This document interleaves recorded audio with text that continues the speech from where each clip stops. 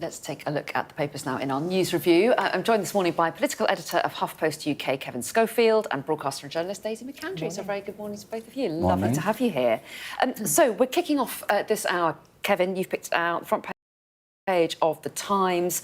A lot of the papers, not least because of the protests outside hotels, but it's become a big issue, certainly in the last few weeks, hasn't it? Yeah. And now Nigel Farage has done an interview on this subject for The Times. Yes, there's been whispers of this coming for the last few weeks, that Reform are going to unveil a big deportation plan, and lo and behold, he's given this interview, as you say, to the Times, where he talks about how if they win the next election, he would introduce a bill which would allow the mass deportation of hundreds of thousands of asylum seekers, which is quite remarkable because a year ago, less than a year ago actually, he said that doing so would be impossible. He was asked about it in an interview. He said, there's no point even going there, it's impossible, we can't do it. And now, lo and behold, Reform are doing well in the opinion polls, and suddenly they can do it. But there are lots of things that he would have to do in order to do that, including coming out of the, the European Human Rights Convention. So he makes it sound so easy, as he always does, simplistic answers to really complicated problems. But he talks about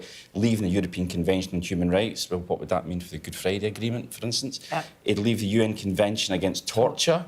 Is that where Britain wants to be, you know, against leaving that type of agreement, other international agreements? You know, it's his answer to everything. It's like Brexit, you know, you just leave stuff. But Kevin, don't you think it's not just Farage, it's all of them across the board who present this problem as being easily solvable, and we all know from bitter experience that it's not. If it was easily solvable, it would have been easy, it would have been solved by now. And you get these three-word, you know, sort of gimmicky slogans, you know, stop the boats or bash the gangs or send them home, and you think, well, OK, so you've sat around a table and you've come up with a tagline, but actually, as ever, it's not as easy as Keir Starmer kept saying in the general election. Exactly. You know, we're going to stop the gangs, or as Sunak kept saying, we're going to stop the boats. It's just not that simple. But people are demanding. You know, we'll talk about it. The public opinion is demanding answers. Well, let's move on to that, shall we? Because it's on the front of the eye, and that sense of public opinion. They're talking about voter attitudes to migration toughening. Yeah, and we've seen this for a long time, and it's difficult to know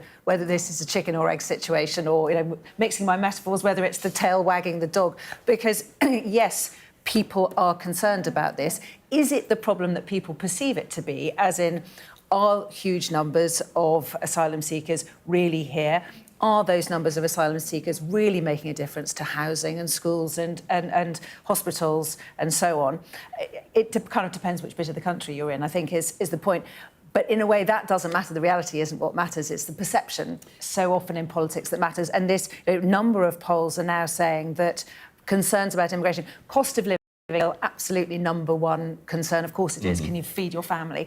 But number two is now immigration. It always used to be health, maybe education, maybe other issues, but immigration is now firmly in that number two slot, which makes a big political difference. Absolutely. Well, absolutely. Yeah. And also we are seeing the politicians falling over themselves to sound the toughest and to come up with policies that they feel will appease public opinion and be tough on migration. There isn't a political party at the moment, or a prominent one, that's making a real case for the benefits of migration or the need to be a sanctuary to asylum seekers. Absolutely not. I mean, Labour, during the general election, said we will bring down immigration, both legal and illegal. So, no, Labour are just as much to blame, if you want to put it that way, for this as much as anyone, because they have said, you know, don't worry, we'll get to grips with it. The Tories failed, we'll succeed. Well, thus far, they haven't, and I don't see these opinion polls changing all that much at the moment. It is undoubtedly the sort of hot-button topic,